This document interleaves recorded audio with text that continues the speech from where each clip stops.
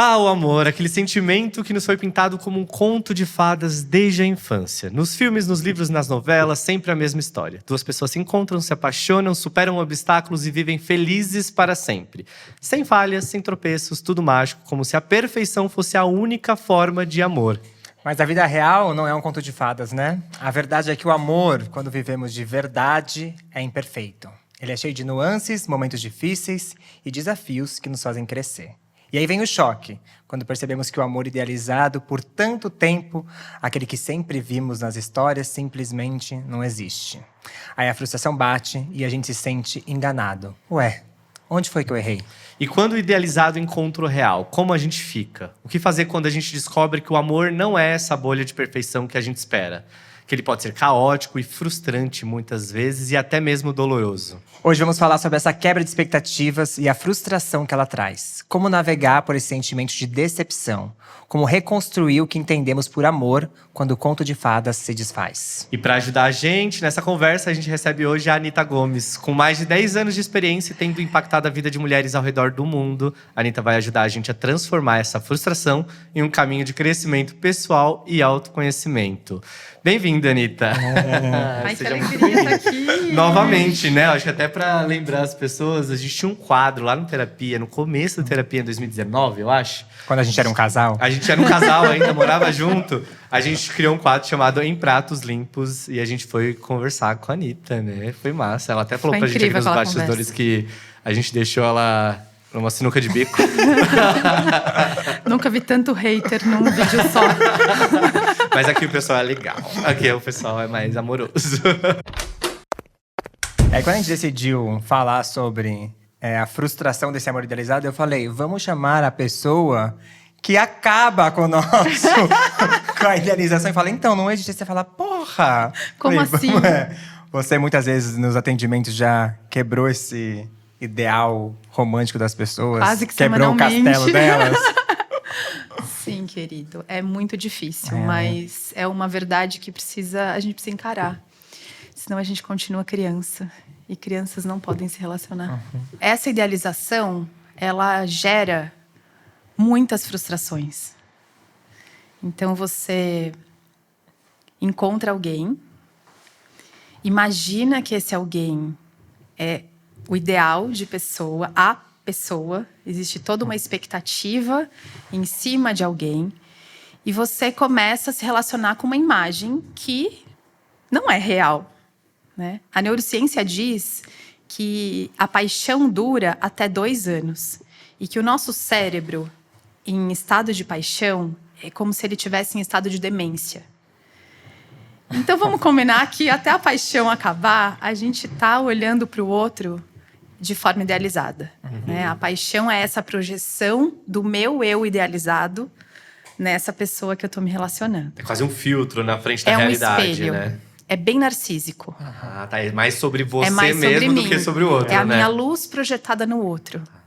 E essa idealização, às vezes eu não consigo enxergar a minha própria luz, meu próprio valor. E aí vem a pessoa, O meu príncipe. o príncipe, a princesa. E ela me espelha a minha potência. Ela me espelha a minha luz. Ela me espelha aquilo que de incrível eu gostaria de ser. Mas que eu não tenho essa construção de autoestima ainda.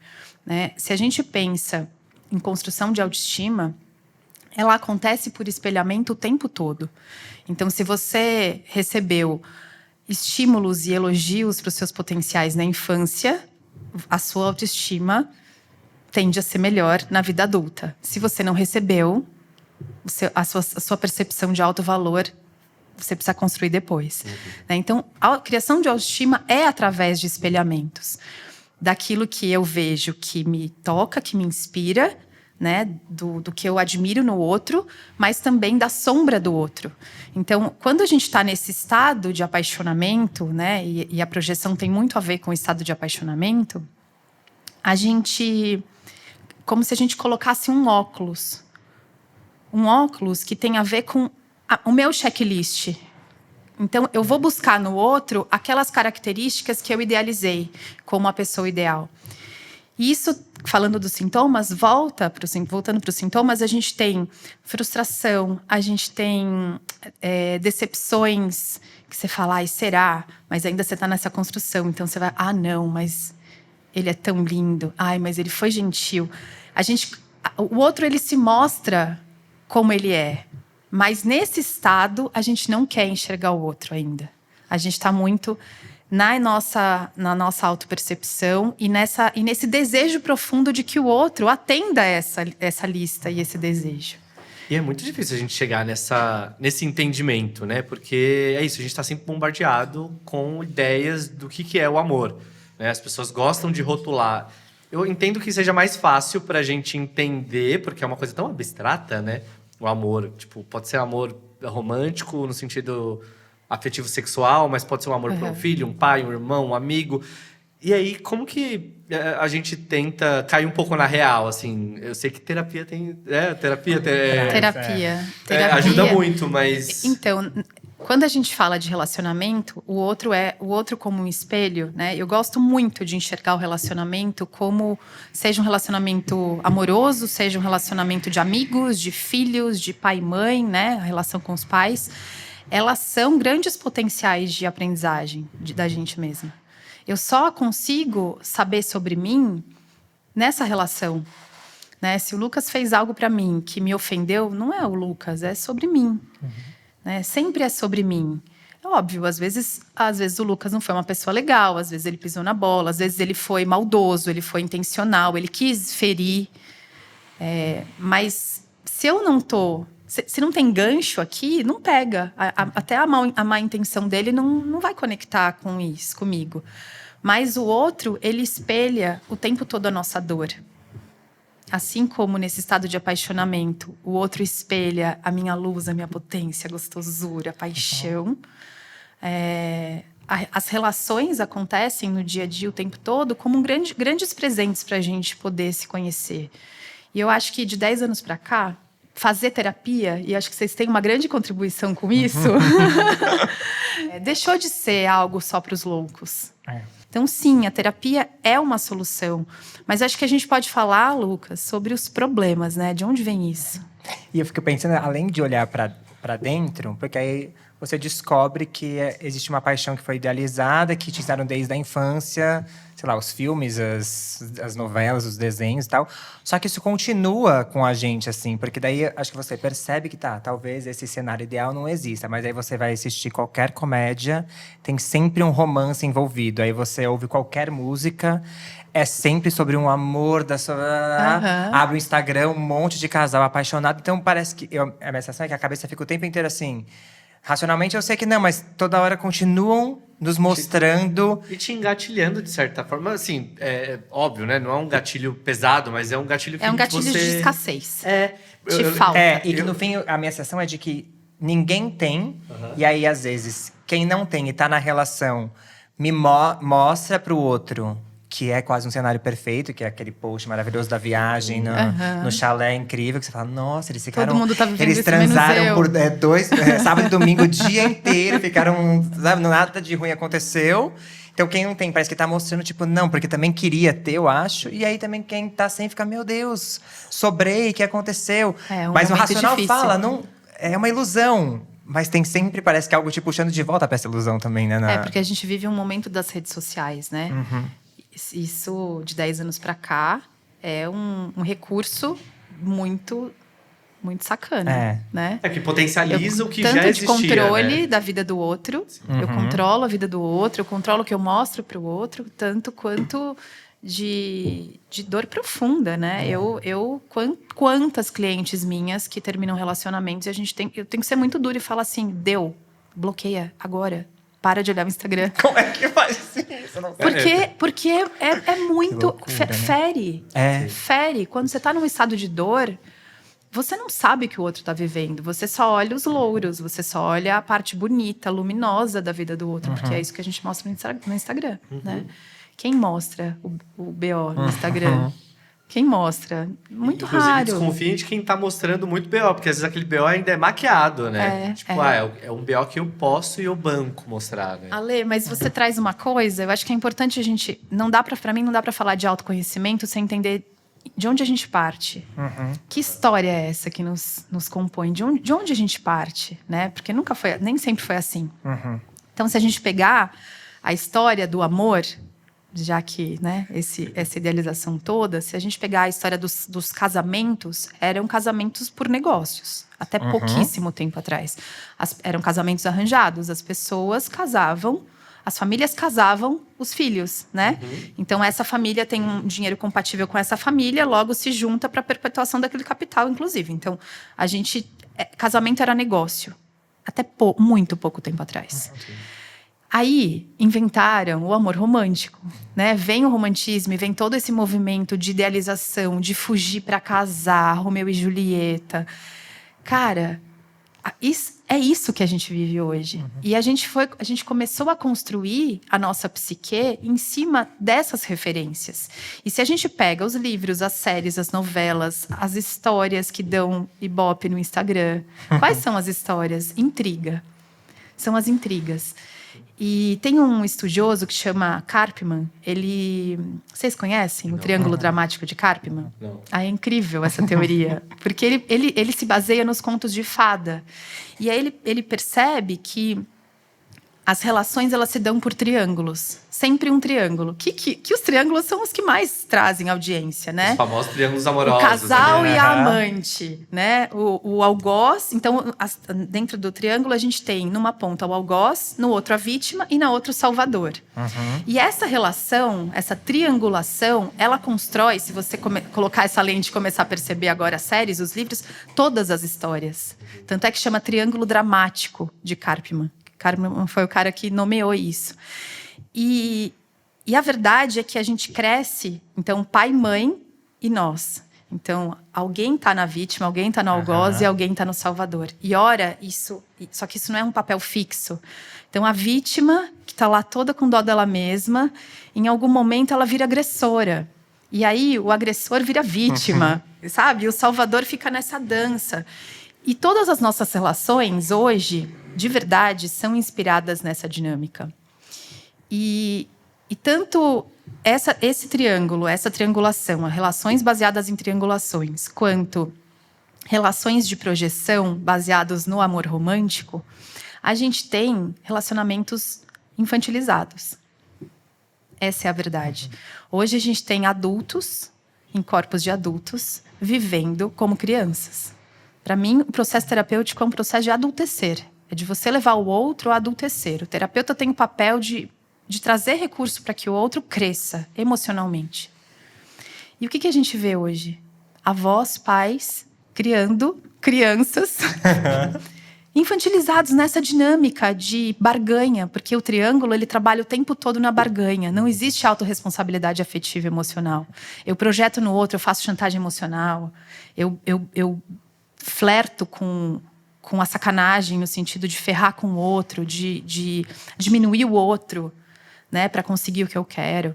Então, relacionamento é um palco que, se você não estiver no lugar do adulto, dificilmente você vai conseguir jogar um jogo saudável. Mas aí você também tem que abrir mão um pouco da sensação da droguinha, né?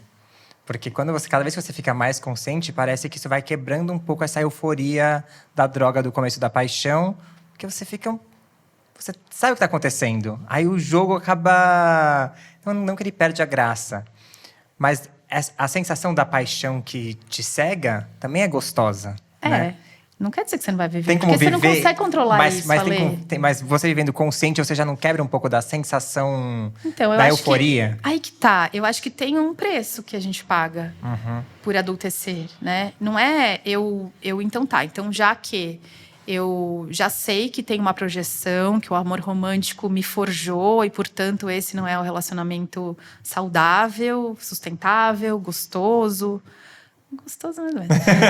Depende. Porque é isso, porque, né? na verdade, ele é aflitivo, né? É confuso, né? Dentro da sensação. Quando porque essa você paixão tá também é consciente. aflitiva. Não, quando você tá consciente. Porque quando você não está... Inconsciente também é aflitiva. É só o... é como se fosse usar algum tipo de entorpecente mesmo. Te entorpece, A mas você não paixão sabe. Mas você ela não ainda sabe. é aflitiva, porque você sente ciúmes. Mas você tá tão enérgico que você não percebe muito que é uma aflição. Mas gostoso… Não sei se essa é a palavra gostosa. Ela te tira Ele de te você, né? ele te leva para um lugar de entusiasmo. Então, eu acho que o preço que se paga é que a gente sai desse lugar, desses extremos de pico e depressão, de euforia e depressão. Porque o tombo, quando você está lá em cima e você descobre que a pessoa não é o que você imaginava, é o vale. Horrível, O tombo é alto. É horrível. Eu concordo. Não, eu tô pensando naquele meme, tipo assim… Indo encontrar um menino que vai me deixar feliz por 2 dias e triste por 3 meses. É isso. E às vezes, mesmo sabendo que você vai ficar triste por 3 meses, ainda você vai pra entusiasmo de 2 dias, né? Vamos aprofundar, então? Porque esse gostinho, né, que você fala, tem muito a ver com, muito provavelmente, com a sua ferida de criança. Com a sua ferida emocional de criança. Como você aprendeu a receber amor? Como você aprendeu a se sentir amado ou não? Se a gente pensa em dependência financeira, até os 18 a gente está nas costas dos nossos pais. Então, são muitos anos sendo dependente afetivamente, financeiramente.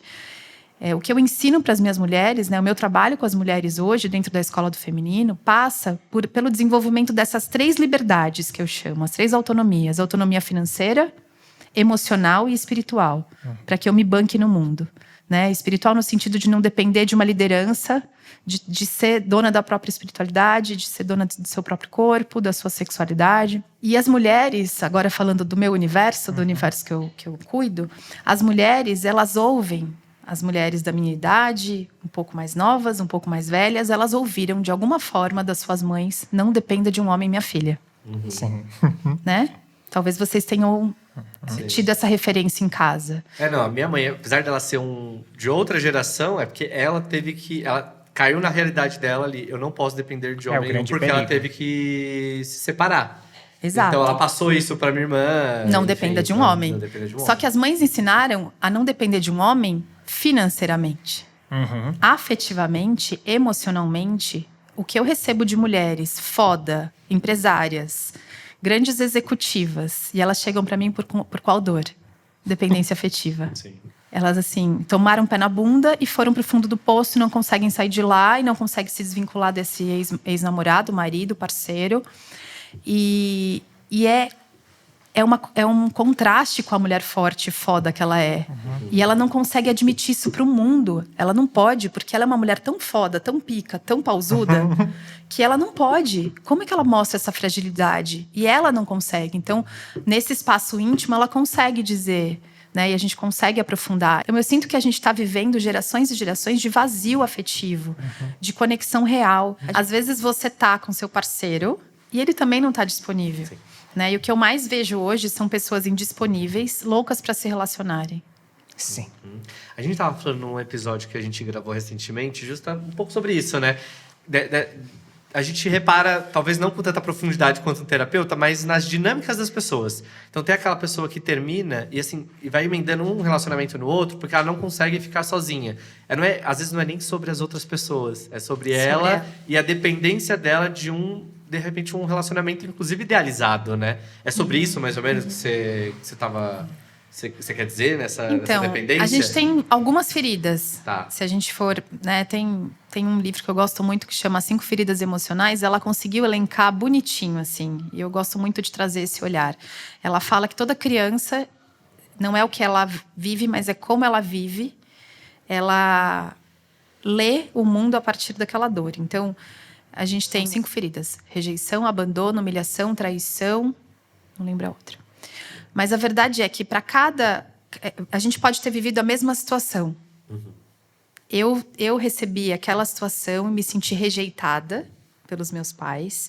E você se sentiu abandonado. Não é o que aconteceu, mas como aconteceu. E aí eu vou buscar essa falta.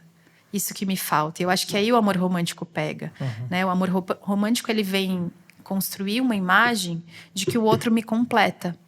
Então, são 2 metades que juntas formam uma.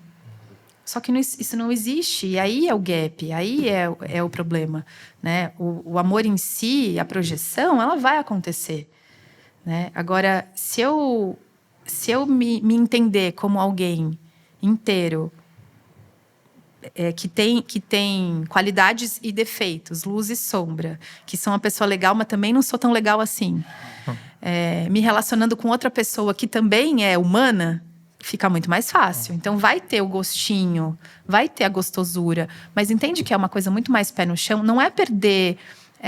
não é se tornar duro. Não é se tornar racional para se relacionar.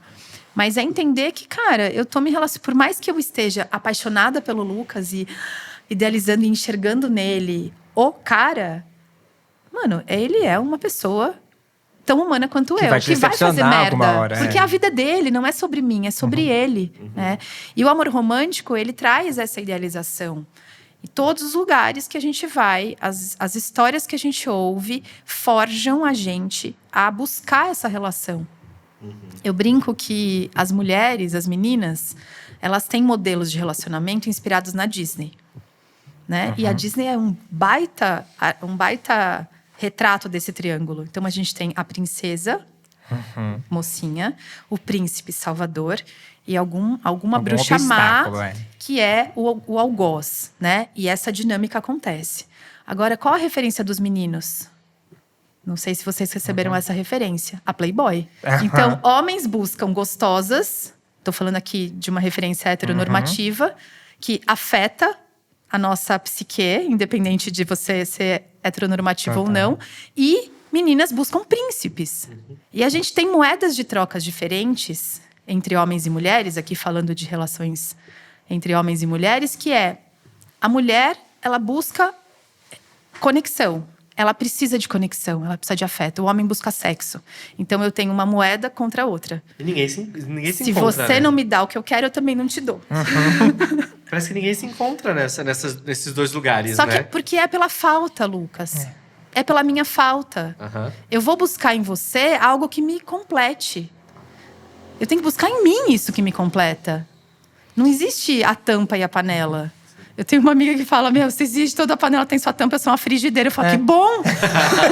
Assim você não depende de uma tampa. Sim. Olha que bom caminho, né? Uma boa construção. Porque é muito gostoso você imaginar o outro, a relação, criar roteiros, histórias e cenários. Cara, vende muito, inclusive. Histórias de amor vendem muito. Uma das maiores dores do ser humano é o não amor, é o não se sentir amado. Né? Tá dentro dos desejos universais, inclusive. A galera do marketing usa isso a rodo. Né? E mesmo quando você acha um amor, depois o medo é de perder e depois… Não é como se a solidão sempre tivesse próxima. Você só pudesse viver esse amor uma vez também, né? Porque tem isso, né? De o amor que é pra sempre. Então, se você encontrou um amor, você se sentiu preenchido, aquilo acabou… Você fala, eu não vou dar essa sorte de sentir tudo isso de novo, né? Mas é uma máquina de moer sentimentos, né? Nossa, que ódio. Quando a gente chega nesse adultecer, que eu acho que é na consciência, né? Dessa questão do amor ideal e tudo mais, que a gente sabe, acho que começa a entender que ele não existe, vem uma frustração.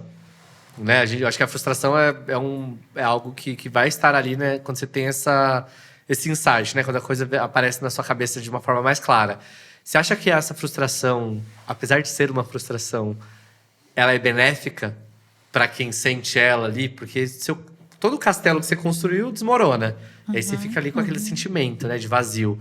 Ela vem para te guiar, pelo menos, acho que não levar para o ponto final, né? Mas te guia para um lugar positivo?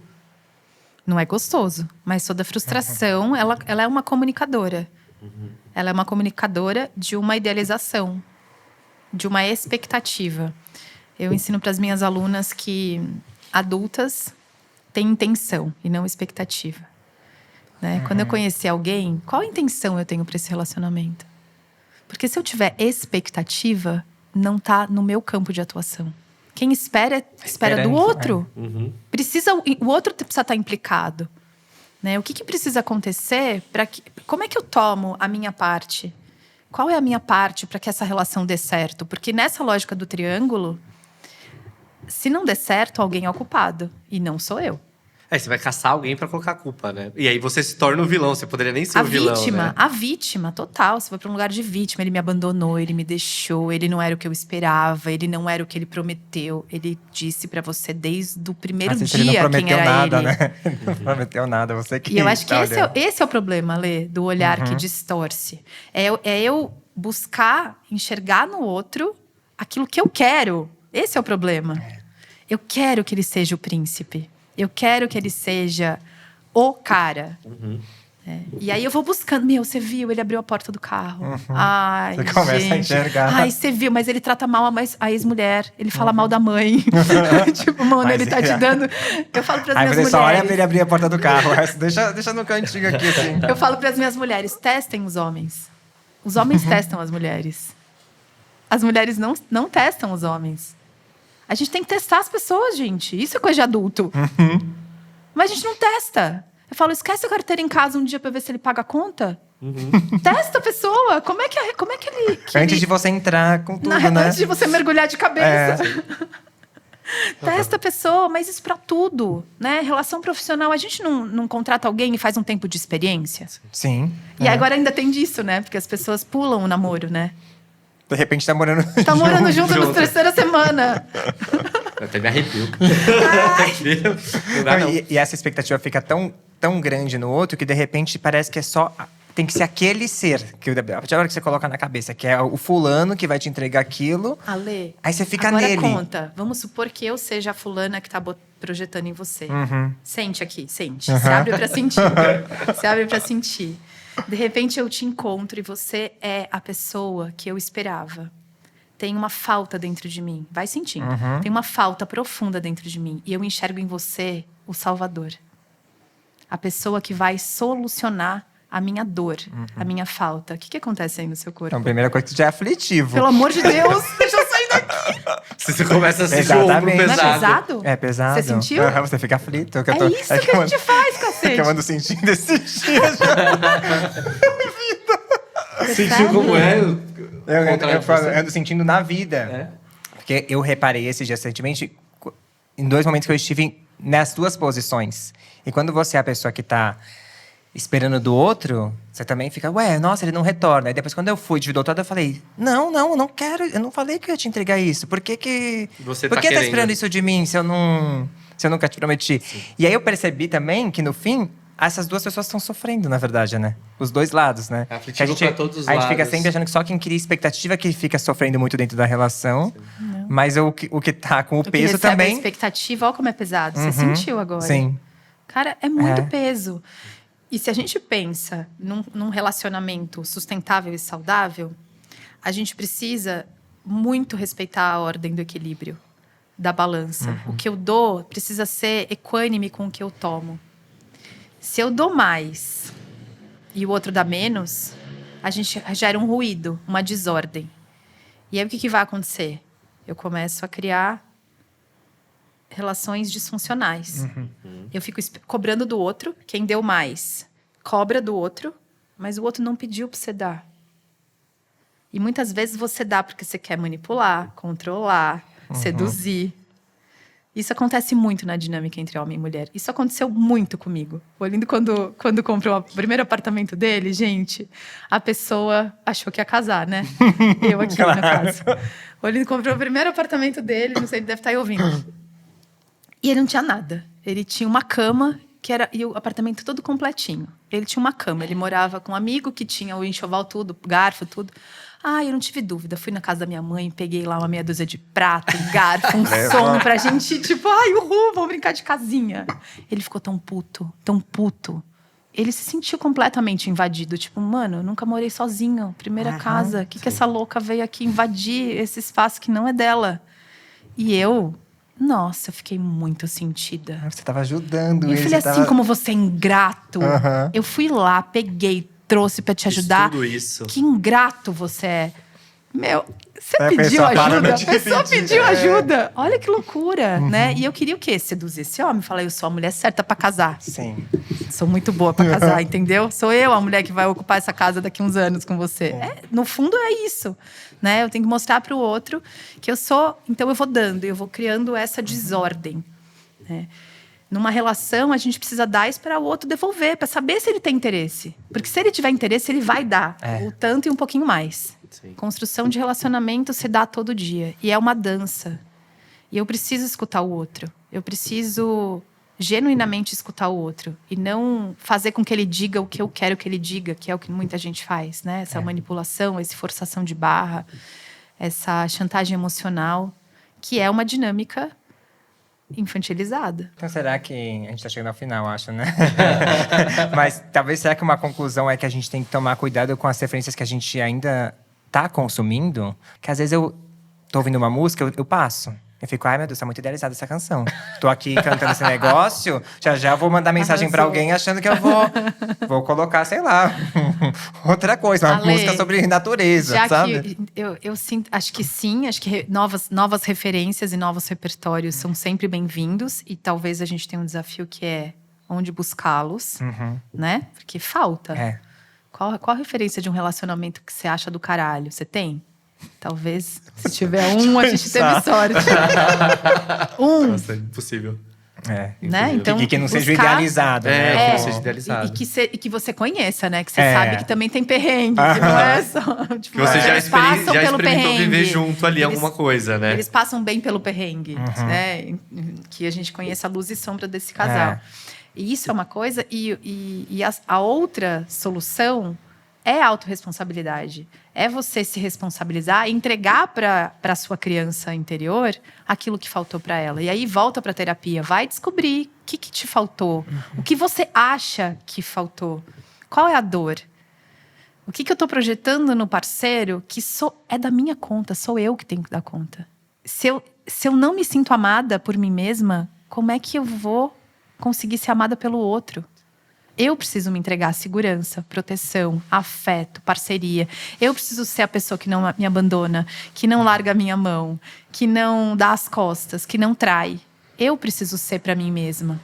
É uma construção diária. O problema é que quando a dor chega, a gente quer mandar ela embora. A gente não consegue, não tem recurso para entrar em contato com ela. Então, abraça essa dor. Bota ela do seu lado e conversa com ela. O que ela tem para te falar? Né? O que falta? Que falta é essa que eu tenho que buscar no outro? Que eu não me banco, que eu não dou conta de mim mesma? Cara, isso não foi ensinado. Os nossos pais não receberam. É a gente com a gente mesmo, A entende? gente tem que aprender sozinho, mas tem que aprender, né? Senão a gente vai só repetir. E perguntar o que eu tô sentindo. E não o que eu tô pensando. O que eu penso sobre… Não, o que eu sinto quando eu tomo um pé na bunda? O que eu sinto quando eu vejo a pessoa que eu tô afim saindo com outra? Para não fugir do sentir, para não fugir do sentimento, sabe? Porque essa é a dopamina. É fugir, é buscar dopamina, é buscar alívio rápido. É buscar o Instagram, o vídeo, a pornografia. É sair da dor. No fundo, tá todo mundo querendo fugir da dor. E a solução, o caminho é o inverso. É não ter medo de encarar a dor. É entender que eu dou conta como adulta. A criança não dá conta. A criança não transa, a criança não se posiciona, a criança é dependente. E se a gente não adultecer, entregar aquilo que nos faltou, a gente fica nesse ciclo de falta de autonomia e liberdade real para sempre. Porque não é uma liberdade. Não existe liberdade na relação de dependência. É igual a adição. É igual a adição. Eu preciso daquela substância para viver. Uau. E Ai, vai que doer, profundo. vai doer. O ensinamento de bom hoje, saber vai que vai doer, porque a gente fica assim, eu não tô sentindo isso. Comigo, não. Eu falar já falei, sobre eu isso, né, dependente também. emocional, imagina, eu não. Nossa, como é difícil Então, assumir isso, tem que assumir né? isso, que também vai doer de vez em quando. Dependente emocional, financeiro. Psiquiátrico, aquele. Sou dependente. Nem largou do... o ex, fez podcast com o ex. Pois é. Tá dependente Ai, do ex ainda. Fica nessa, né? Que saco. Bom, então estamos caminhando para o final. Espero que você esteja bem depois deste papo. Se não tiver, a gente manda mensagem que a gente faz um socorro. Exato.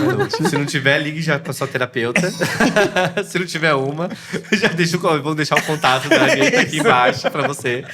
Mas é isso, a gente se encontra na semana que vem. E pra quem tá no grupo do apoiador, vai ter vídeo inédito lá pra vocês assistirem. Isso, se você quiser nos ajudar a continuar com esse podcast, é só entrar em apoia.se/terapia com ex, fazer sua contribuição, que lá você ganha um link de playlists secretas com outras histórias que a gente nunca contaria num podcast.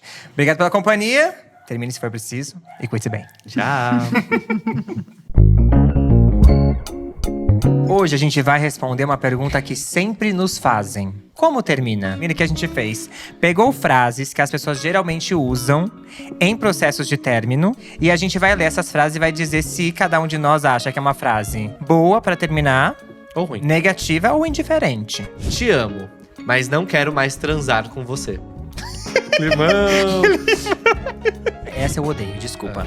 Preciso me concentrar na carreira. Jamais, gente. Olha lá, essa é a mais clássica. O problema não é você, Odeio. sou eu. Eu penso assim, o problema não sou eu mesmo, é você, seu otário. Nossa, essa aqui também tá no mesmo Ah, balaio. até- Você merece mais. Quem fala Essa é a isso- que eu mais odeio de todas. Não, é quem falou isso, Essa eu você já ouvi. fala assim, mereço mesmo, você é uma bosta.